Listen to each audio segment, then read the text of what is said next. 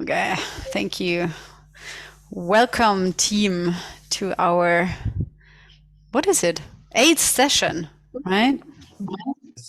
Holy moly. And today we will have Anna in half an hour coming to us. So I need to get myself in the picture. So I'm also recorded. I just realized. And I want to use this space for legends and questions, but mainly legends and reports. How is it going to become a possibility coach? How is it? How is it going with your clients?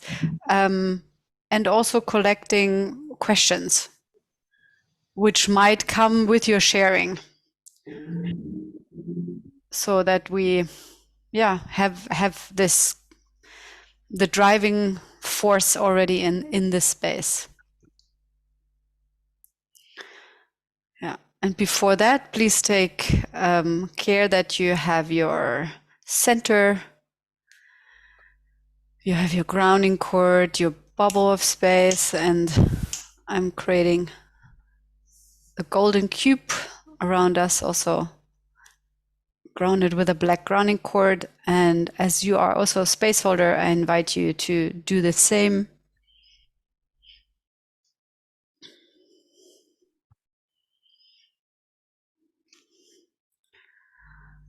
Great. And as usual, before we start, we have logistics. What is to pass on, like where, how the dojos, again, the classical question, what is with the dojos?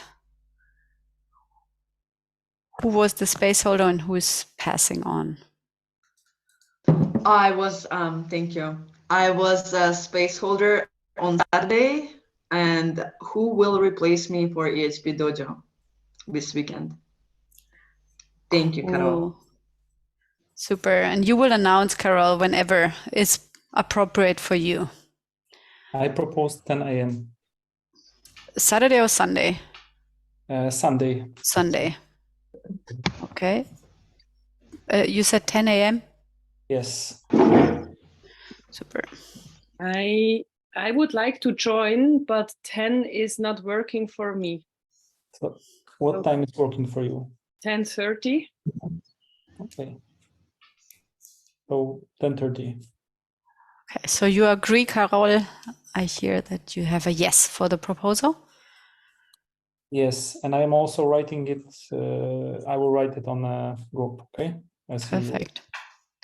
Yeah, and as usual on Fridays there is Nicole's EHP dojo at, what is it, 9:30 to 11:30, as I remember. And then was there another one? No. Okay. So we have Friday and Sunday. Okay. That's it. Or is there another necessity to create another one? If yes, do so. It's your job. No. Okay. Thank you. Logistics, dojo space closed. Is there any other logistics?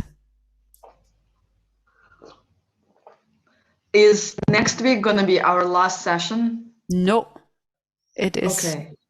The 9th session, and we have 10.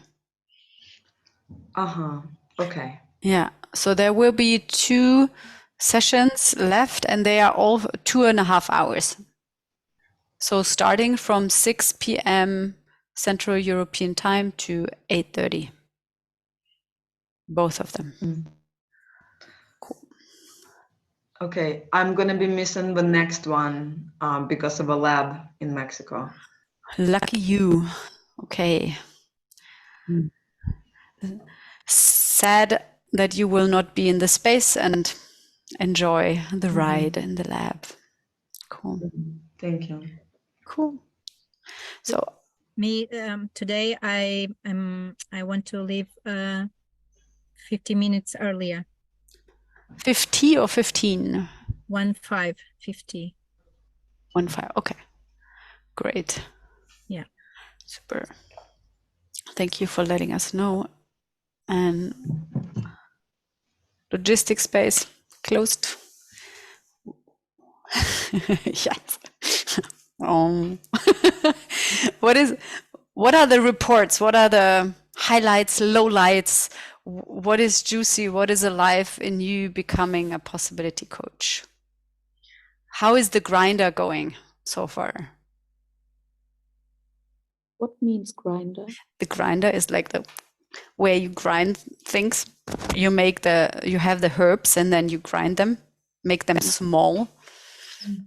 That's a grinder. I have a legend about bringing clarity into the space. I have a client, the session before the last session, she was outside with her cell phone like that.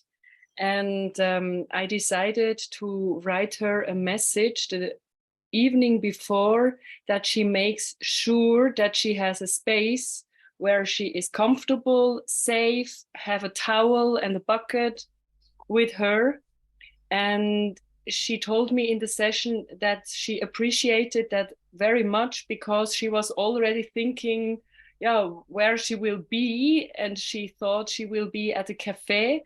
And with my message, he did another choice, and we had a session which went on a deeper level than usual. Usually she is also someone creating the spaces, so she is disturbed and she has not the space she really can dive in. And yeah, this space was different, and I feel glad about that.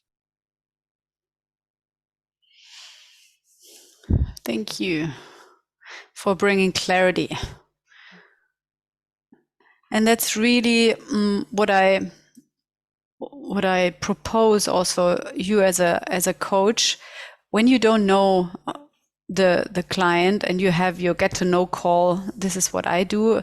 And you're like, at the beginning, I did it regularly, but nowadays I do it when my gut feeling tells me, like when my fear says, you need to write it really, or make it really clear. Then I'm writing how they have to prepare themselves.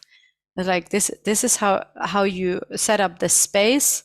It's a bit also in rage clubs, for example, you are having these instructions, right? Like talk to your neighbor, make a sign on the room, on the door, make sure that no one is entering, and all this clarity really brings a different how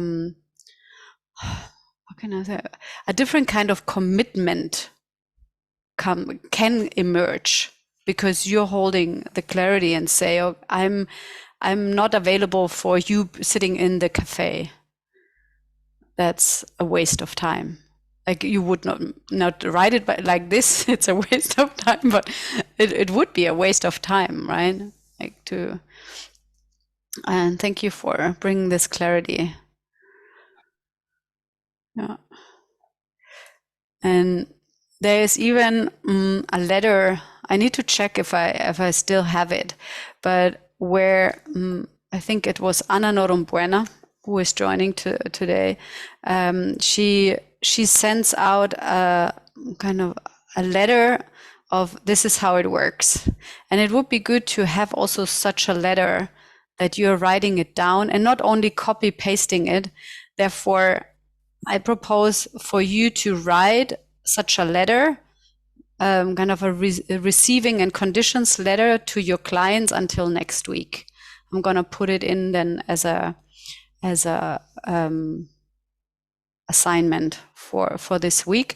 And then afterwards, I will send you next week, I will send you a possibility I already have, but it's about you going through this process of, okay, what does it actually, how do I want to hold space for for this client, and what I'm accepting and what I'm not accepting, right? That you get clear about that. Cool. So in this letter, there is something more than logistics and preparation for the client? Yes. For example, you would also add, what if the person is not showing up, or how is it when the person cancels 24 hours before? All these little things you need to think it through and keep your clarity from the beginning. It's also a learning process, and maybe your gremlin will kick you sleepy for the first clients, or you are kind because you want to keep the client, and then you would see your tendencies of rescuing the person, and tapping, opening the door for low drama. So it's helpful in supporting yourself to keep the clarity before you even get the first client, which will pay you. Yeah. Cool. Another legend report, whatever you want to share with us. I have a report and a legend and a question. Yeah, so I did a session yesterday or 2 days ago. Yesterday. I did a session yesterday with the client, and it was we went straight to feeling. This was also with the first, this was a second client. With the first client, it was also like this.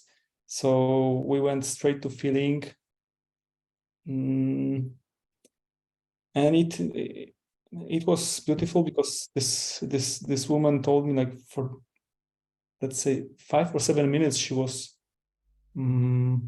describing, she was like 40 years old, and she was describing her whole life, how it looks, and it was a mess in a very in many areas, a lot of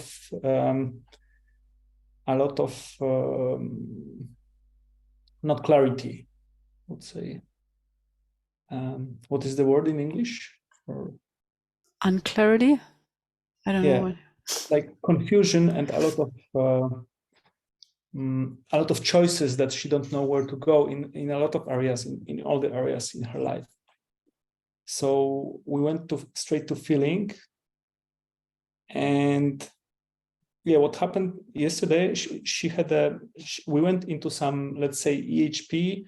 She was into some when she was 4, and she mixed her feelings there. And I had an experience not to go into unmixing feelings when there was no rage work before. Because you need your rage to unmix the feelings.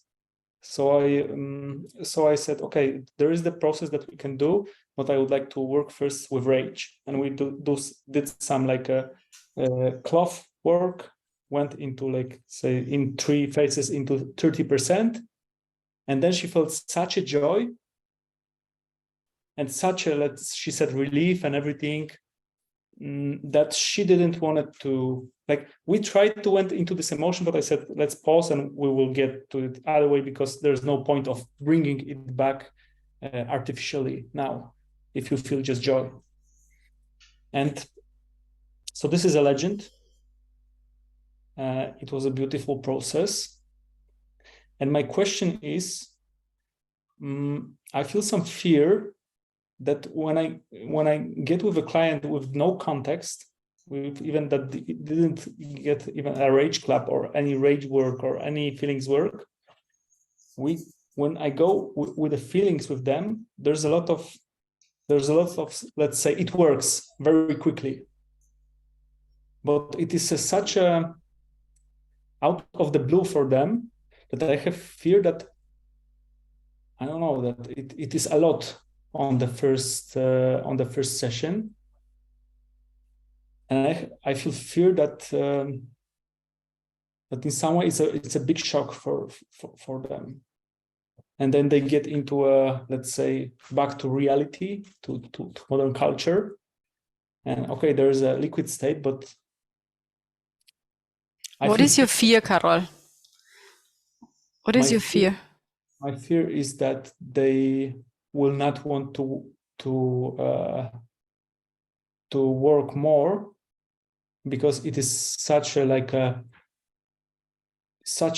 different state, and then they get back and they can be like, oh, was that real, or was this crazy, or Yeah, and who's like, they don't want to work with you? Is it this fear, or in general? in general. So whose problem is that? It's their problem. Yeah. And how did you wrap it up?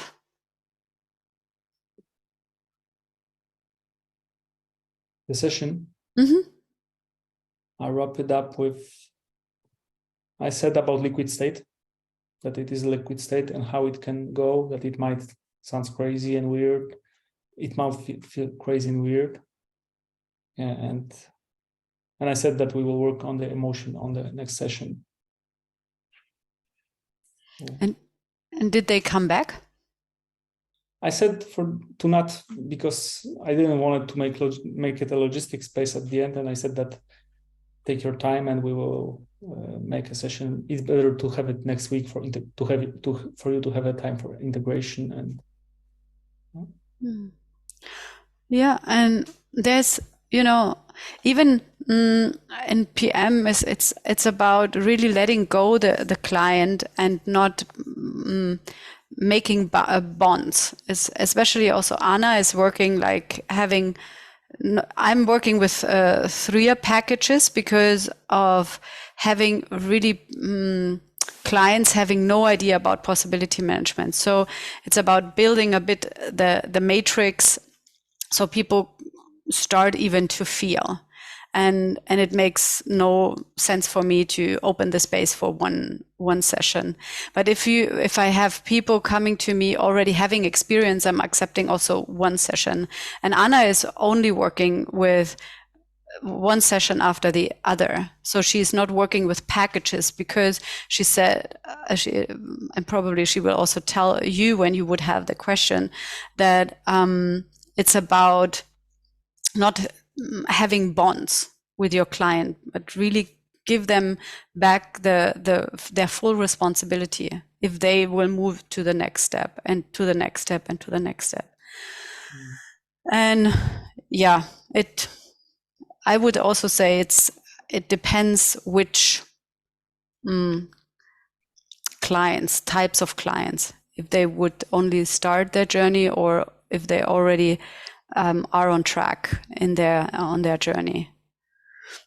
But this is it's my personal perspective. So there is no right or wrong in this.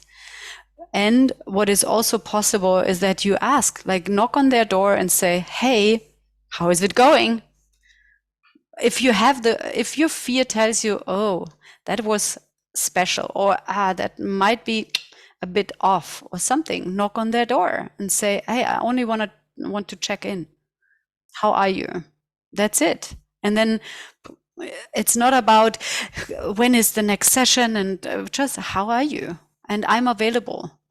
This is what I do, for example, when I have these triple packages, is I'm always available, and I make sure that they have contact with me with Telegram or WhatsApp or Signal in Switzerland, and that they can send me voice messages or ask me questions also in between. That it's not only the sessions, but also I'm holding the space for a longer journey. That's also why I'm doing this, especially for people who are starting. So. Thank you. And I noticed one thing, because I've quit my almost all my, let's say, business activities a couple months ago, and I want to just hold space. And I notice also I'm now organizing Rage Clubs. I'm starting to thinking about this, to where I'm here in my city to organize, and I'm thinking that I need to do at least once a month, and then in other cities to make it work for me financially. And I see that there's this unconscious fear in me, and think about how will people come, how financially it will go. And I notice this now that I have this with this, and also possibility coaching. I feel feared if how I will I get people and all these things connected with money, and maybe also my personal sense of value, like, yeah. So Yeah. I will make an EHP about this on Sunday. Cool. And it's really cool to have a team, especially when it's about Rage Club. And if you want to get to know, like, how is it working to build up something locally, Eva Daubert and Markus Borg and Oliver Arnold, they are establishing like an ongoing Rage Club and Fear Club in Freiburg. So they are building really a community there. And if you have questions, you can also reach out to them. Yeah. Thank you. Yeah. And especially for you, you're kind of this lonely wolf type of person. Would be good to have someone, one or two people as a team building up a collective. Yeah, I have Eva and Karol Sprawka in my Super. Eva Wichman in my city. Perfect. Reach out to them regarding this project. Cool. Thank you. Thank you. I have a question Yes. about your way of doing 3 sessions and being in contact or being available. Is how you do the work of holding space in this period of time between sessions, so you can relate to the client and notice something. How can I don't fully get your question. Would you say it differently? Yes. You have a package of 3 sessions, and you say to the client that you are available through all that time, even without the session. And in the other end, you said something like, if you have the feeling of something, you ask your client in between the session, so you are bound to the client. No, not really. It's like, but if I, of course, if I have the impulse, I would do it. For example, when there's the 3 sessions and I already had 2, and it's been a long time span, like 2 or 3 months, and nothing happened, I would knock on the door and it's like, hey, how is life going? It's like, what about having the 3rd session, or what is happening in your life? And then they give me just a short update, and I don't know. Then we're deciding what is moving or not. But it's not that I would make a golden cube and be in the space. No, nothing like that. No, it's about, as I know, of course, for me, every person who I'm connected in Telegram or Signal, I'm having like it's a grid. And so when I'm opening this door and say, you can reach out to me, somehow we are connected. But it's not that I have a ritual where I would have an altar or a candle for the person or something. There are other methods which are doing this, but I don't do this. It's like I let go, but I'm opening the door, and sometimes it's not often I'm knocking on the door and say, hey, how's life going? What's going on? What is the, or that we said, hey, we have the third session in 3 weeks, and then something happens in their life and they postpone it, and then it's like, okay, when do we do this? This is what I do sometimes, but usually they are coming and say, I want to do the third session or the second session. It's them deciding. It's not me. Okay, thank you.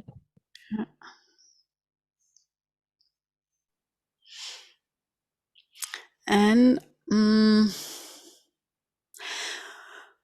something when you shared, Carol, about the unmixing feelings, like in the last lab, I really liked.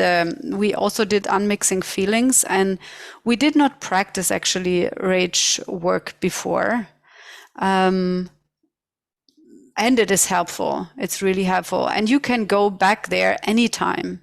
It's not about, because emotions are always around the corner, I say. It's always there. It's not that you would need to make up an emotion.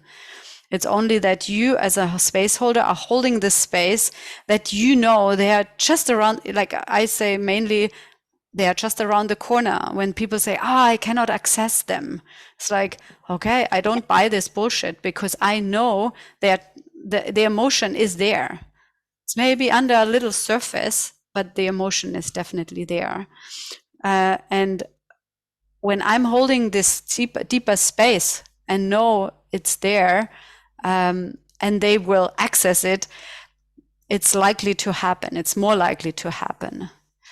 So you could have done the unmixing feelings. I would say it would have worked if you open the space. You decided differently, and it's totally okay. There's nothing wrong or right about it. But for you and your possibility to, next time you can hold the space for it, because you know it's possible anytime, right? And there are plenty of emotions, mixed emotions in us, where you can just start. You can use your energetic fingers, and you start wherever your fingers are going, and then you pull and you sort, and you go to the next layer. You can do this like for hours, ongoingly. It's an endless thing where you can unmix the emotions. But I would recommend to do it maximum for 10 or 15 minutes. Also to let the nervous system regulate, and then to put the different kind of feelings in the bones, in the liquids, in the tissues, and then to the cells, so that you have the 4 different territories inside of the body. Who did this already? Like unmixing and putting on different piles, and put the anger into the bones, the sadness into the liquids. Everyone, Mariola? Yes, okay, cool. So was it Jenya? You did not do it? No, I don't think I've done it before. Okay, so I would recommend pick someone you saw everyone did it, and do this within the next week, and do unmixing feelings, and then you know how it works. And then you have these different kind of territories: fear, anger, sadness, joy, and you put it one after the other into the. Oh, okay. You did it? Yes, I've done. Yes, okay. I've done. Great. Once we unmix feelings, we put them back to where they belong, right? Yes. Yeah. And it's different from doing feelings practitioner work, right? I have not so much, actually no experience about feelings practitioner work. I only did from the feelings practitioner the feeling cycle, but I don't know what you mean by that. Okay. I was actually really curious to see if this is something that we will be going into. Somebody was telling me about the process they were doing with the spine. There is this one woman in Lakesh who has a back pain, and feelings practitioner was helping her to go like through the spine by feeling what is the feeling in the cartilage between the spine, and then what is the feeling in each one of the spines. And Mm-hmm. Yeah. I found it very interesting. Yeah, I think like this is as really what feelings practitioner is focusing on, the healing of the body and the different bodies, but starting with the symptoms of the physical body. But it's not related to the unmixing feelings exercise or like practice. Yeah. Okay. Hello, Anna. Welcome. Hello. Hello. Hello. Good morning. Hi. Very good morning. Very good. Very good early Very morning. morning. Yeah. Yeah. Thank you for anyway committing to this space. And we already are warmed up half an hour, and yeah, this space is for questions and your answers, and here we go. Like team, your questions.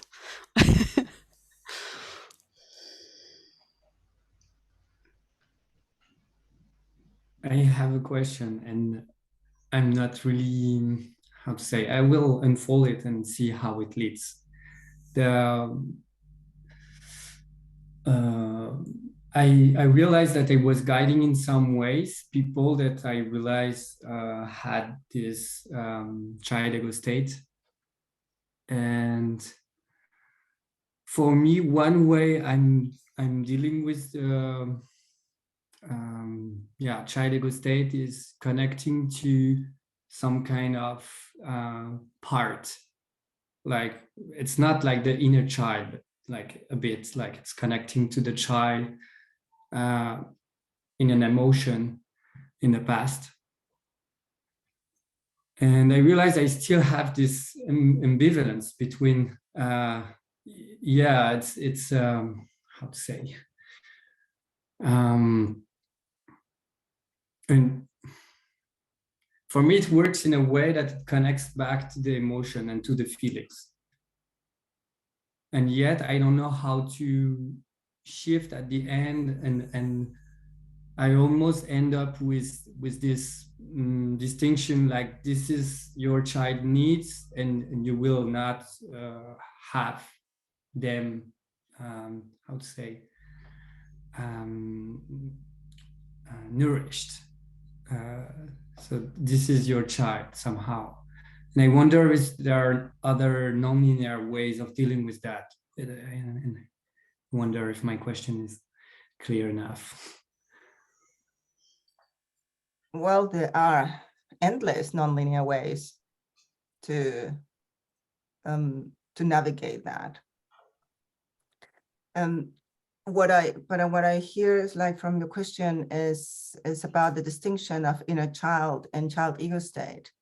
So how do you anyway recognize your client is speaking from a child ego state or is relating to you from a child ego state?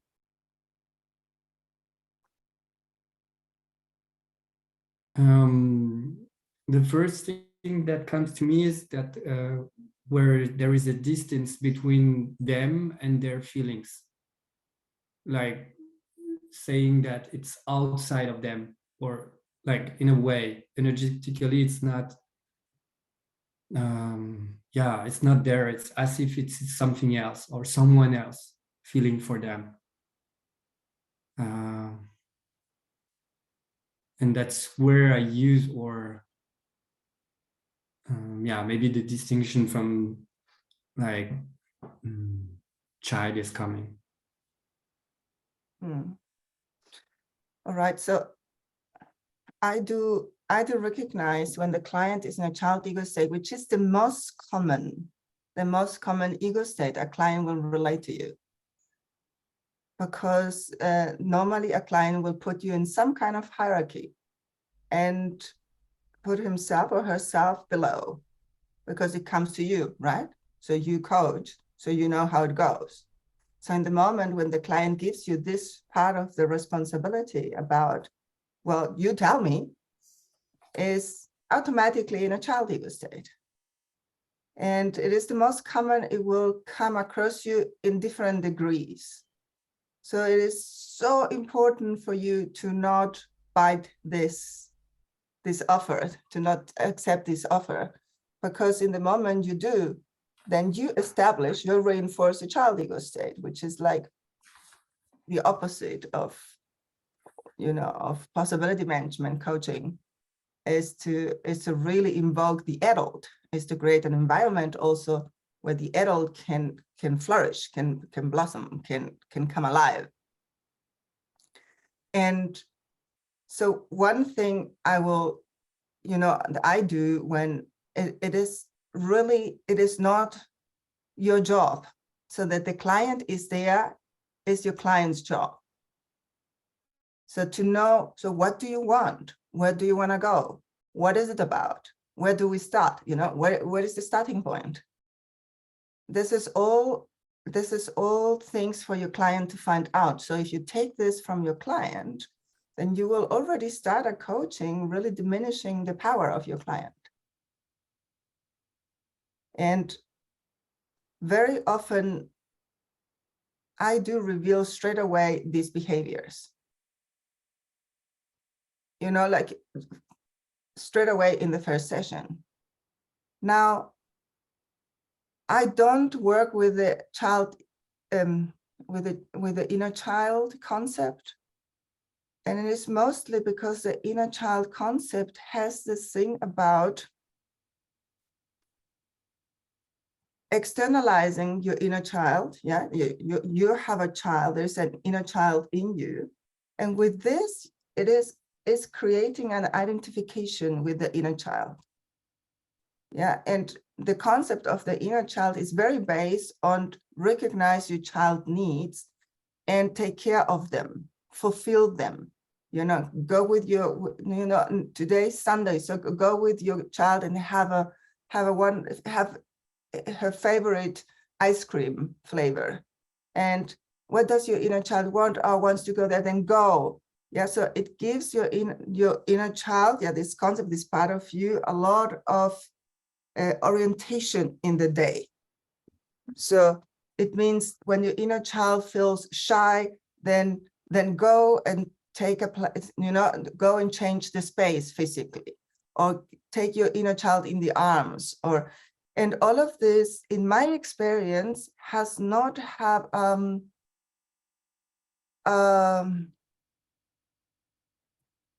positive empowering effect. It does have a disempowering effect about I calibrate my compass on childhood needs.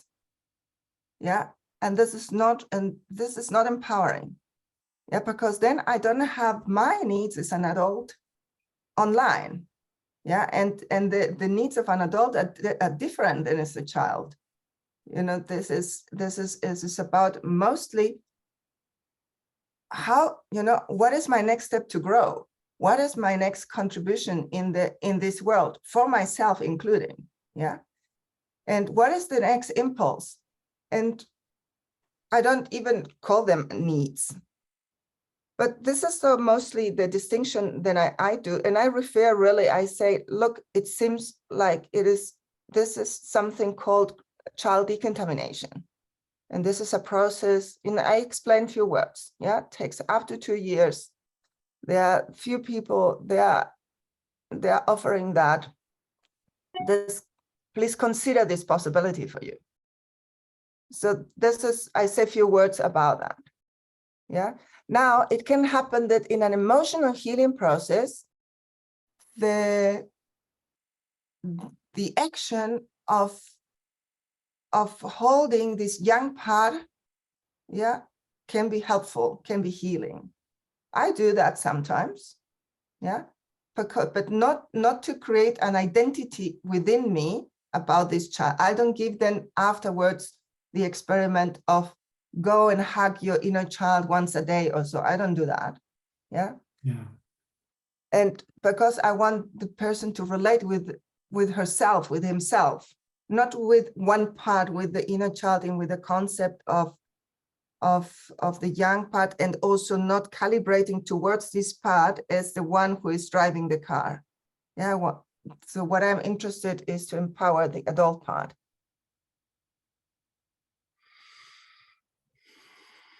Yeah. And I tell you, people, they have done the inner child process, have a huge resistance to let it go.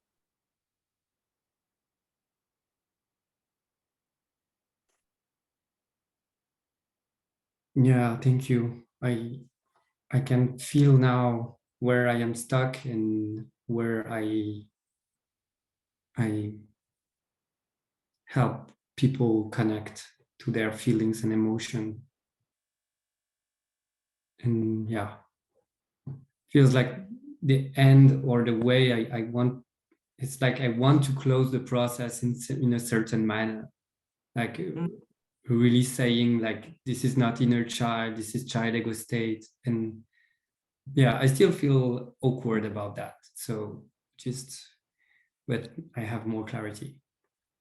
Yeah, and it's very often, you know, you don't need to even like bring if sometimes in a process with a client, it is not even necessary to bring the whole distinction. Like you can say there is, you know, there is a young part talking to me. Because sometimes to bring the child ego state distinction can bring the client very much into the head. So if you are just in a process with the client is speaking from this, from a child ego state, just say a few words, but in the moment, I will not destroy that in order to make the concept understandable. I don't work like that. I work more with the process. It's more important to me. So I will maybe in the session afterwards, I will say, can you remember where we finished? You know, and then I will bring the clarity of the distinction of the ego states, not just a child. I will bring all of the distinctions. Yes, thank you. And I had the other day a picture about the ego state. So I was speaking with a client, and the way how he spoke to me, I said, and this is a nonlinear way to and this will come to you, you know, in the moment. And this client was speaking, and I said, like, now you are speaking to me as you, an adult man, you would like to put a jumper on, a pullover on of a 3 years old. You really want to really put on this pullover, but this pullover is so small. Yeah, it's so tight. You don't fit. This pullover doesn't fit anymore. Yeah, and we took this metaphor, this picture, and the whole session was really about this jumper that he really wanted. The jumper was a favorite jumper, yeah, but he couldn't fit anymore. But he wanted to fit in this jumper, and this is the child ego state, yeah. But I want this to happen. I want my need to be met, yeah. And to say as a coach, it will never happen. It will never happen because this is in the past. This need is based in the past as a child, and you are not a child anymore. So, and this clarity works very well. There's a lot of sadness there as well.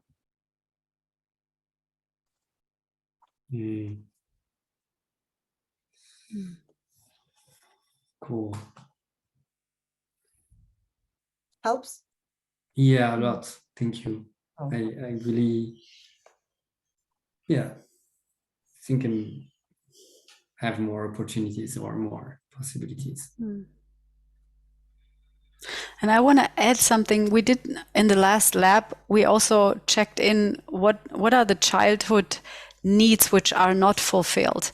And then as an adult, we came up with experiments we can do to address the need, but not in this, okay, I'm feeding my inner child, but it's like the qualities. what does the for example, for me it was is or still the adventurous, like being very adventurous and safe at the same time.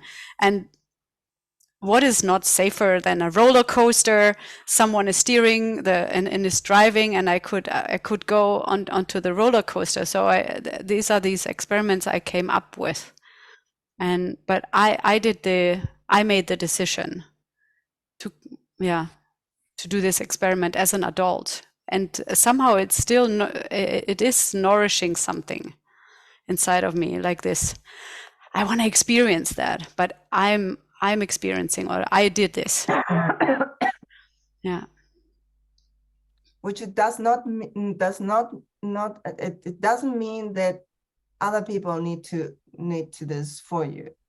Yes. So Yeah. I had a client that she also wants to have the adventure. Yeah, and she was just constantly nagging that her partner was not offering anything adventurous. Yes, so, and this is how she thought she will fulfill her childhood needs of adventure by letting her partner know he should offer something for her to feel the adventure. Yeah, but the child ego state doesn't have the possibility of creating this herself, because in the child ego state, you are in a lack. You are convinced you are in a lack of something. You cannot create this yourself. So for her, the possibility that she will create her own adventure, as you said, yeah, and was not available. And this is something to really, like, don't let it happen, that it is not the job of any other person to create those situations, to create those possibilities. Doesn't mean that you need to, you do everything just alone. But in the moment when you discover this need, it's about how do you create possibilities to, to follow impulses. They might bring you something, some kind of adventure or exploration or fun, joy, closeness, whatever it is.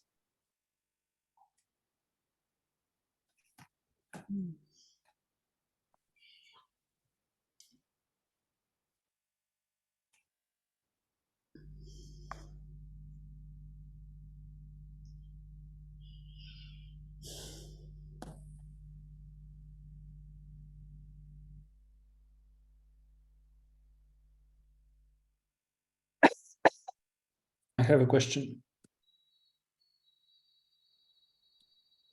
So it is about the first meeting. And I got inspired by what you said, Christine, before, and on the beginning of our meeting today. And in my sessions, I did 2 sessions. We went straight into what can I do for you? There was some need, like some necessity or a lot of them, and we went into and something happened. So it actually was not, it wasn't this first meeting when we get to know each other. We went straight into work, and these were people that I didn't know. And one of them didn't even know what is possibility management, like nothing.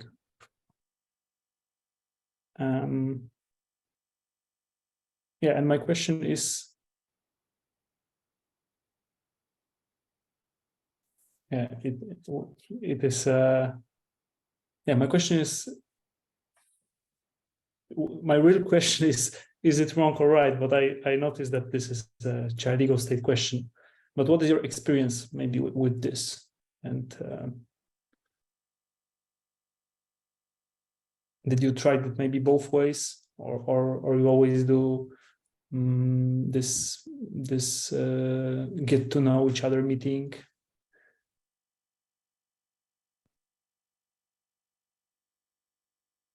So I don't know what was so inspiring, what Christina said at the beginning. Will you say a few words about that? I also want to be inspired. Yeah, I was inspired by my question was inspired by what Christine said, because I What also was that? What is the get to know meeting like? I went straight to work and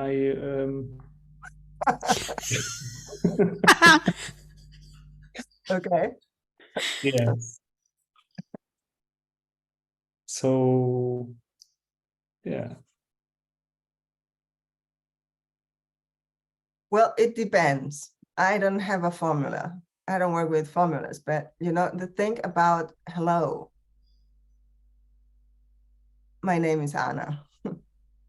and to listen, like to really to take the time to listen, not just with the ears, to each other, for me is a very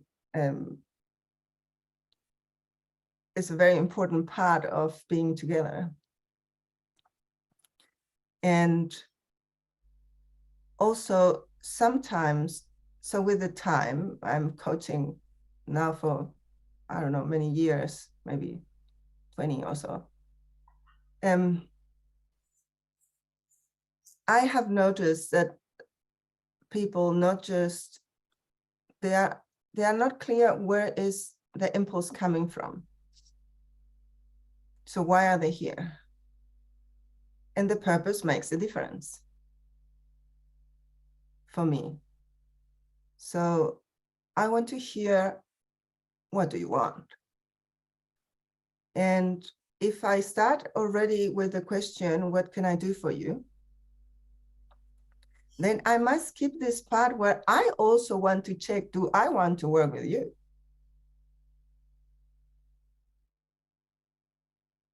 And this is a very important question for me. So it gives me also, you know, this part of hello. It gives me also some reference point about the capacity of the person to feel. I will never go into an emotional healing process if the client cannot feel yet. Then I will say that. I will say, you know, before you go to an emotional healing process, feeling is first. You need to learn to feel. And there are two phases of feelings. And then I will explain that. And I will say, do you want to start here? Or I will maybe say, and I am not offering that. And I know someone who is offering that. So I will give you the contact, and then you can call him or call her and have an appointment about learning how to feel. Because if you cannot feel, an emotional healing process is pointless.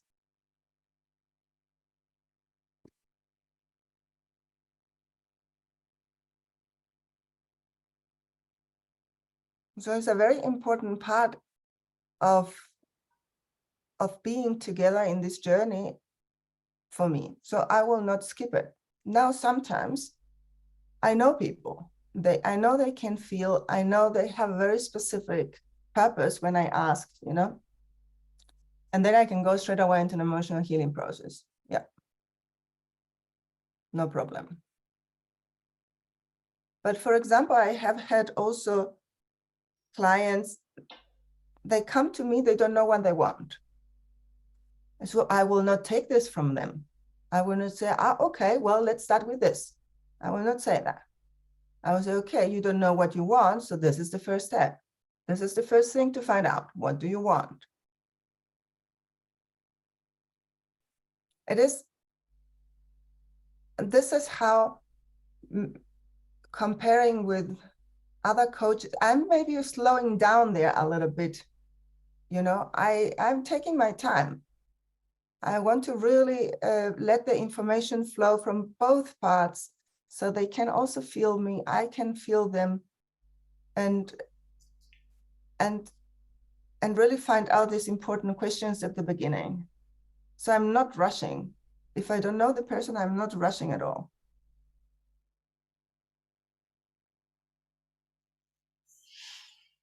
Now, there are trainers, for example, I had trainers last week sometime, and I did not know the trainers, you know, and I'm working then with the assumption they can feel, right? Because they're trainers. So I work with the assumption they can feel. But I had to stop in the middle with one trainer and say, wait a second. So, you know, it is not working. Your numbness bar is very high. Like, how come? You know, how come? And then it's the whole session is just about this numbness bar possibilities, you know, creating possibilities for the numbness bar to go down. So it means not even with the assumption, you know, I had this assumption and that, okay, he's a trainer, so he feels, yeah. But it's not. So don't fool yourself with assumptions. I fooled myself there, and I had to, you know, stop in the middle of the way and say, stop, we need to make it and take a sharp curve somewhere else, because this will never work if you cannot feel your feelings. And it seems something is massively blocking them.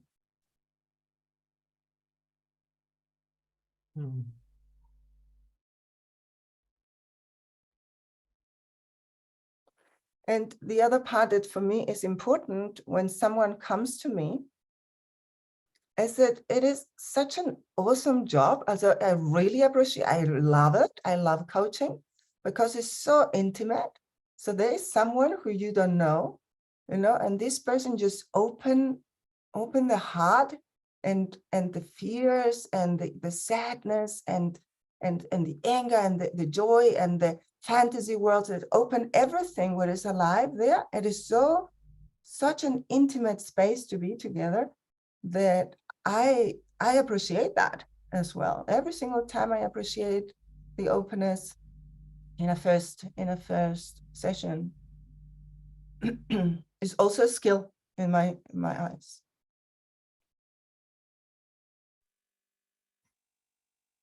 Is this the direction of your question, Carol, or do you have something else? Yes, thank you. And I would like to, and I haven't, like, I want to go ask, so you have this hello session, like, or hello part, or hello space. And can you say some more, how does it work? How does it go? Is it just client telling how his X on, or her X on the map right now, or? Oh, I say hello. There are clients that send you like long messages or emails first explaining everything. Yeah. So I do not count with this information. I say that, hello, Carol. As in, my name is Anna. I introduce myself. I'm living here in New Zealand. I say a little bit about me, just like really few words. And then, so where are you calling from? And because all of this is information, all of this, how does the person handle this first session? You know, does the person introduce herself or himself at the beginning and say, hello, Anna, I am Carol, I'm calling, or is a person who is waiting for you to take over the greeting? So you can already see there, oh, this is how this person interacts with another adult, yeah. And so, and after that, I asked this question. So what brought you here? What brought you to contact me? Or I had the question, you sent me this long email. Thank you. I want to hear everything from you again because I miss your voice. And then I'm listening. So I do not listen just with my ears what the client says, because as you know, this is 10% of the importance of the message. So how your clients speak has 90% of the significance of the message. And this is what I'm listening to mostly. The words are easy to catch. Yeah, but to develop the energetic ears and to start to taste the energy, to sniff the energy, to hear the energy, these are the skills that inspire me, and this is what I'm working with. So in this time of interacting, of communication, it is a lot of information coming across me, a lot of feeling, a lot of the sensation, this taste of this energy that the person brings along, yeah? And so I want to know, what do you want? This is what I want. I want to know, what do you want and what part of you wants what? And what is the purpose of connecting with me? In possibility management, many people have this purpose about, I want to be this adult that in possibility management is called an adult. I want to be an adult. That's why I'm here. I want to be an adult. And very often is I want you to tell me what is for me to be an adult, you know? And then to reveal that thing, this can be the whole session already. And it can be the only one that is needed. And also for me to identify, is this something I want to work with? So normally I do this so that I let the person speak a lot. Yeah, and I work anyway with space. So I think the most magical thing you can use in coaching sessions are questions. If you really own the magic of questions, you know what for doors you open, because depending on the question you ask, you open a space or you close it, or you open a wrong space, a space you didn't want to go. Yeah, but because you did not have a precise question or a question that opened that space where you want to navigate towards, then the space will not be open. So to the skill of asking, yeah, the power of asking is a very important one in coaching, in my experience. And at the end of this hello session, then I said, look, you tell me you want this and I see that. Or I say, I want to tell you what I've noticed during this conversation. And then I say, you have spoken so much about this and I see that. Or you haven't spoken about the sadness that is behind all your words. There's a huge feeling in there. And I guess this is sadness. So how is that? Like I bring my noticing at the end. And because I want to distill the purpose. I don't work with anyone who doesn't have a purpose. No way I will do that. And then I say, okay, you want this? This sounds good. So I'm by your side in this. So let's go with that. And oh, you want this? Look, I do not offer this anymore. And I know someone who offers that at the moment. Or I don't know anyone who offers that. So I cannot help you with that.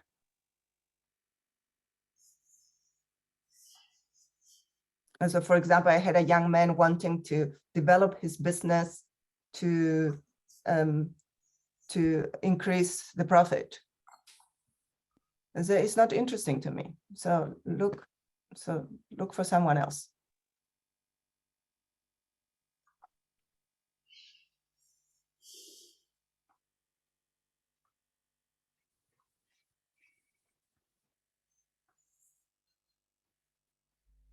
Thank you. Welcome.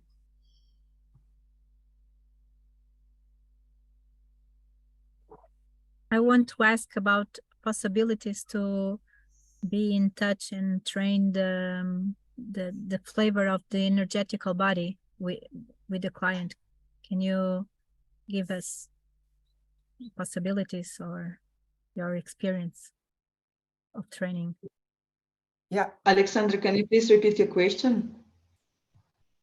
Yeah, I'm asking if Anna can give us possibilities how we can train the energetical body in contact with the client or with others, to connect and to be aware what is in the space.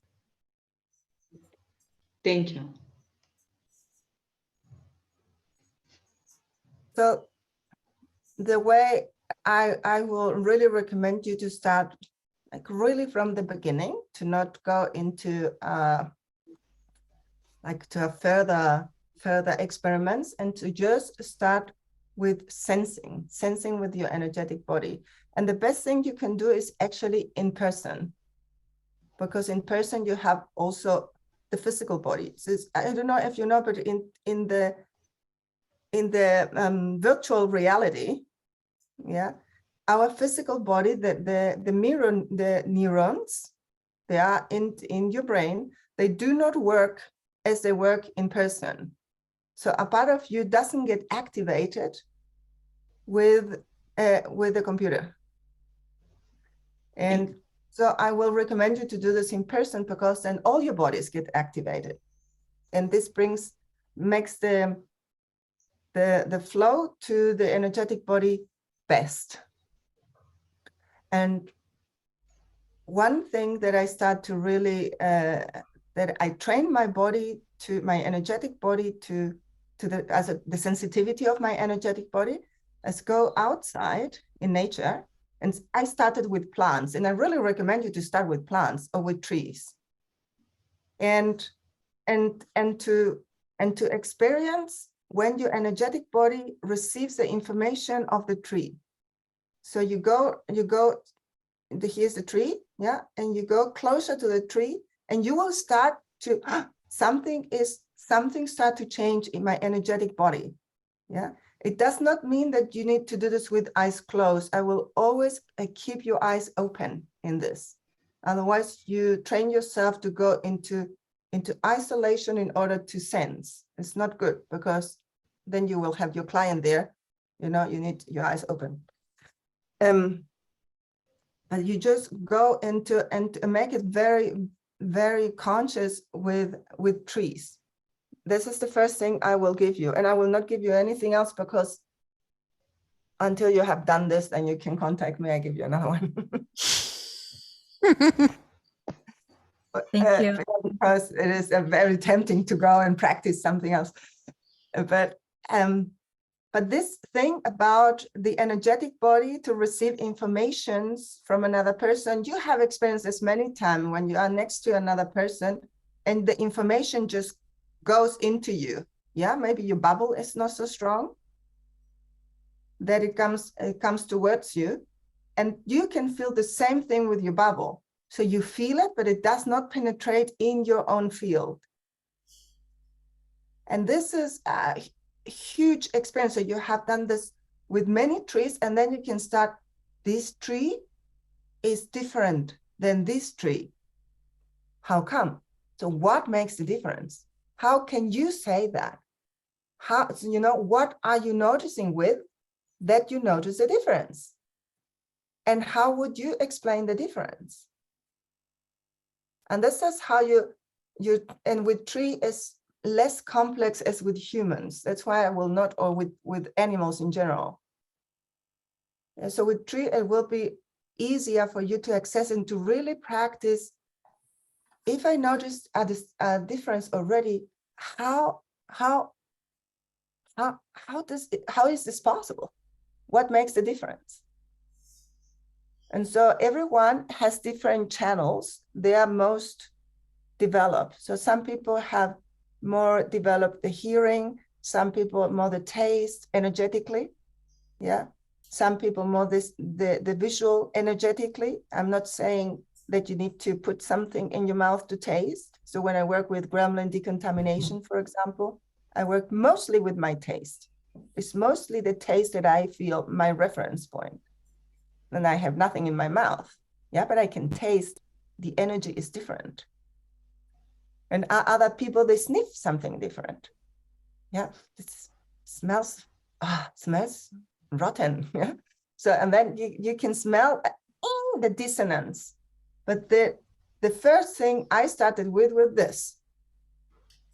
And then you will, in this journey, you will find out what are the main channels that you are using in sensing.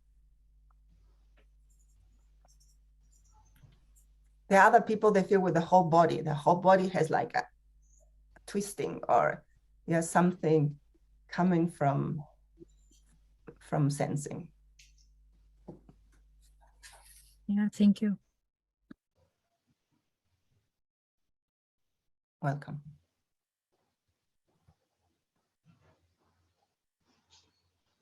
And for all of you that are not in Gremlin transformation, this is something I will like 100% recommend to go into Gremlin transformation as a coach, because I have noticed that my Gremlin has just so incredible possibilities for me that my box will never come to this.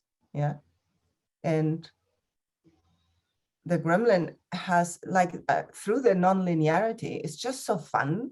Just so fun, the things that come from there. So one possibility is also to train your Gremlin, because the Gremlin is also in the energetic domain. Yeah.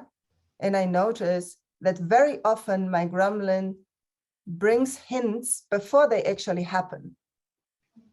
So it is it's also about the sensing.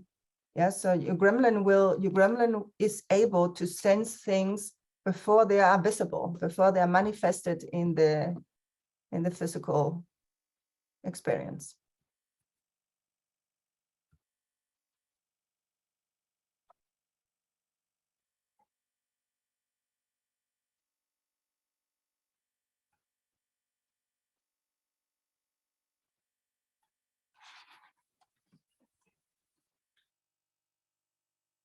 Anna, I have a question.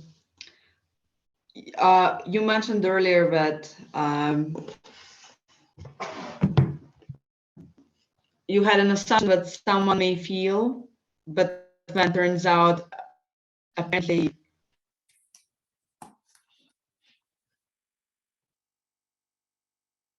and I'm curious to know, how do I get people to start feeling? I think I just had someone yesterday who was claiming that she doesn't feel anything. And I tried many different things. And I think I'm scared that like information was landing for her in her intellectual body more than it was an emotional body. How do I get people to feel?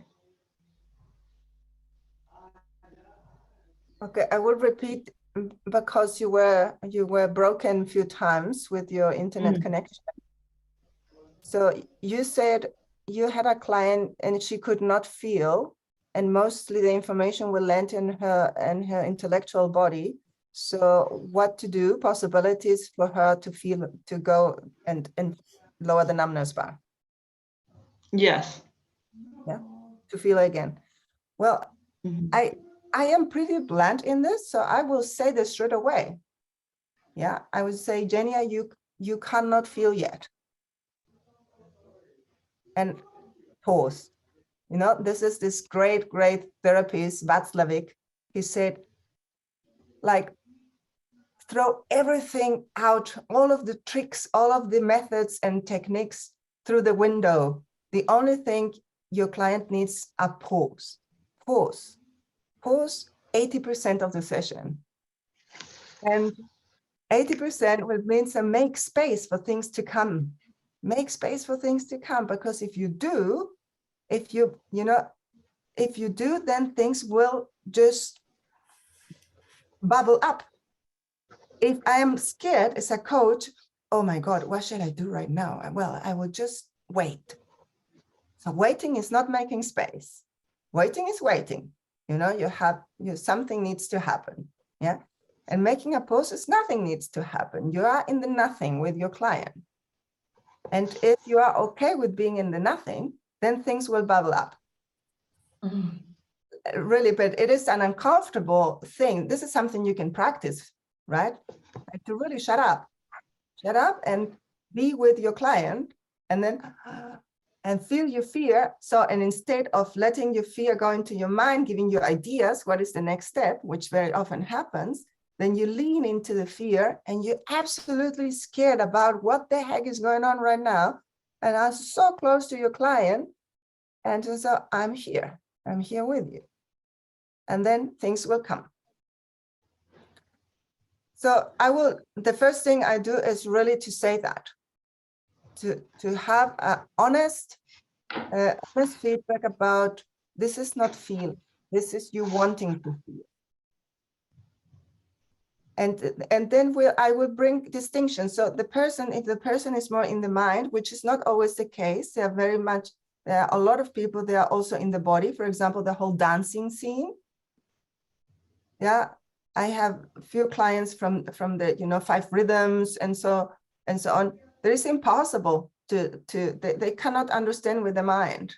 There is not enough matrix. Yeah. But they can go with the body. Yeah.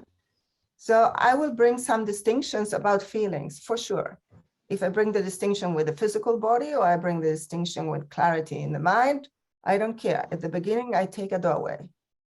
And I mostly take the doorway where I have the sense that the person is open to. And so I would say, really, this thing about there are 2 phases of feelings. Phase 1, learn to feel. And learning to feel means, you learn the four feelings distinction and detect your feelings. You start to know your feelings. Start to know. So, and I will ask this question very often. So do you know how it feels to feel angry? Yes. Okay, how? How do you recognize this is anger? What happens that you say, oh, this is anger? Yeah, and then you start to say, well, I feel,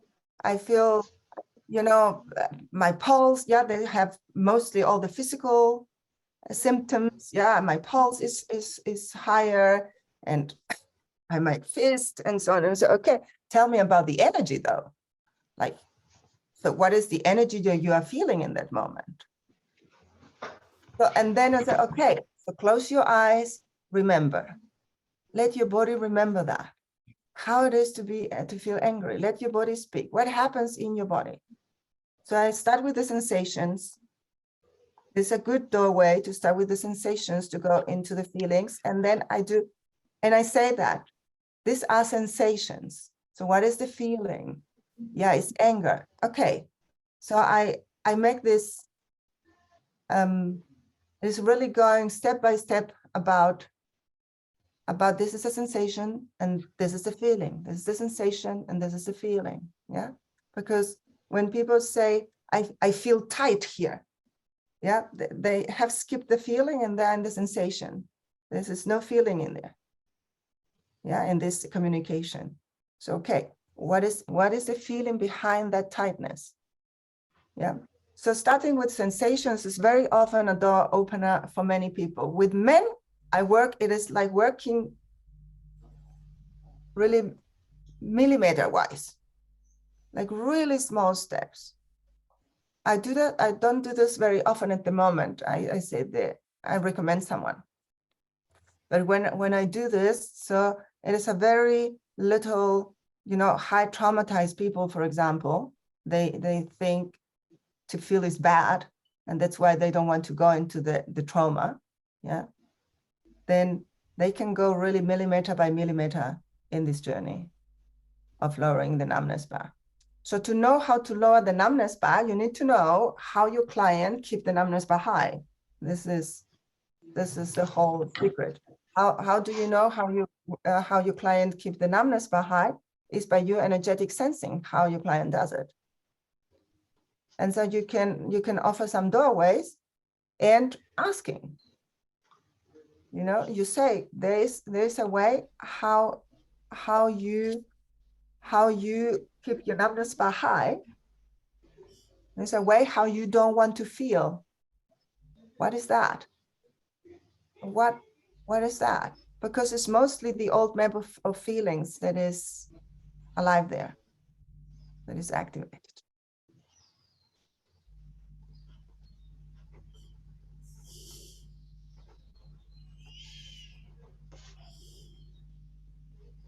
Also, very often people, when they go into action to move the physical body, they have more access to the feelings, no matter if they are intellectual or from more the physical area.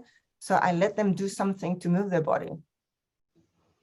And I have few exercises that I let them do. and then to bring more energy into the physical body, and then it's easier to go in contact with the emotional body. Yes, so bring the physical movement is also a possibility to lower the numbness bar. Can you say more about that? What kind of movement do you get them to do? Yeah, for example, I can do one with you. What time is it? 10 minutes. Okay. So Also I will- prolong. We can prolong, but planned is 10 minutes. all right. So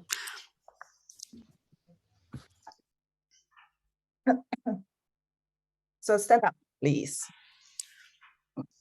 So when someone who is very sleepy, for example, very intellectual, then I say, hey, I would call him Oscar. Hey, Oscar.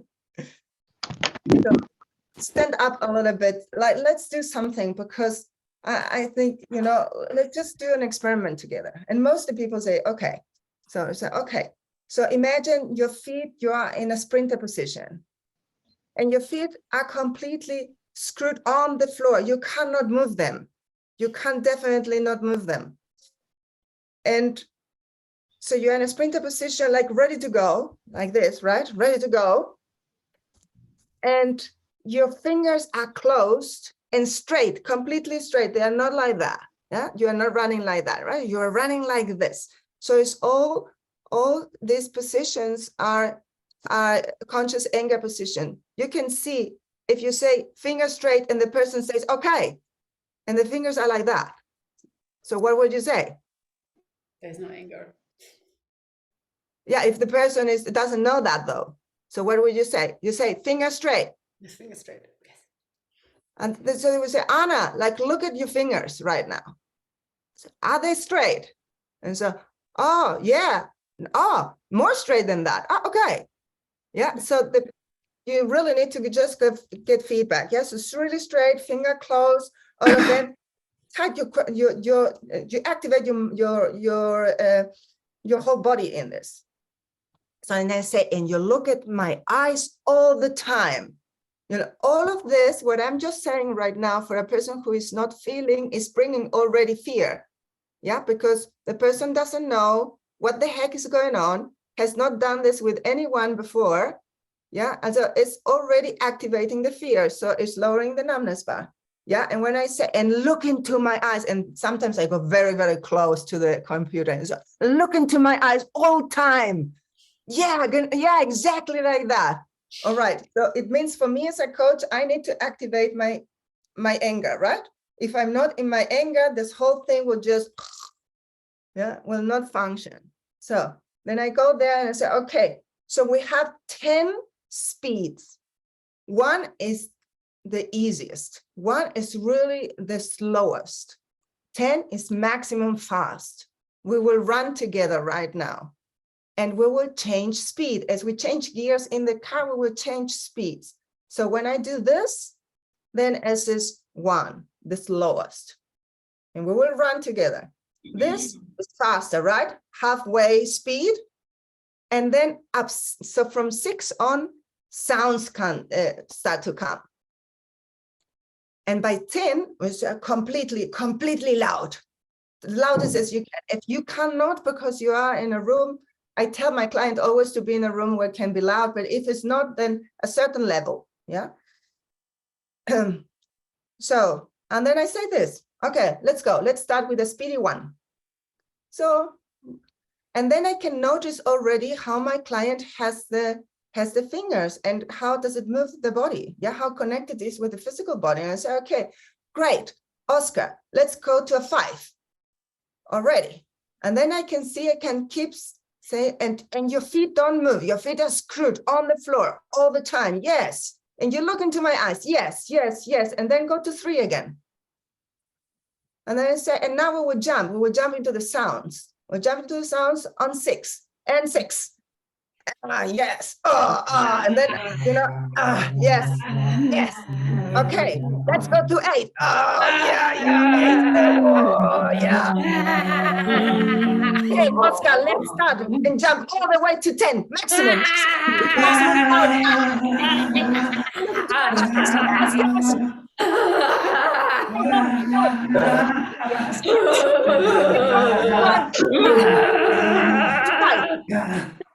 Fine. And Oscar, we are almost there.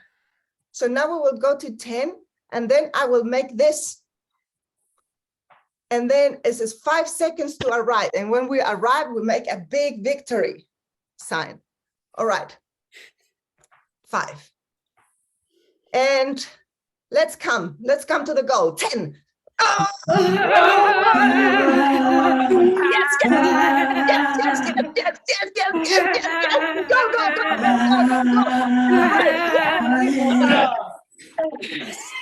Yes.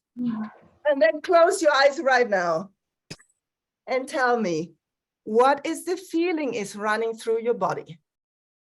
Say it loud. Anger. Joy.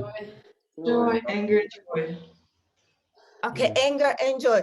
Tell me, how do you recognize it's anger?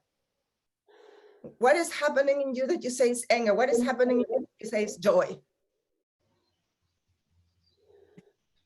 Yeah, I say this question, and then we go into an exploration, and I say, don't sit now, because you want to sit straight away. Say, don't sit now. Let's keep the body moving. Let's keep, and this is a possibility you have. Now in short version for you. Thank you. I love it. Thank you. Yeah, thank you. Nice.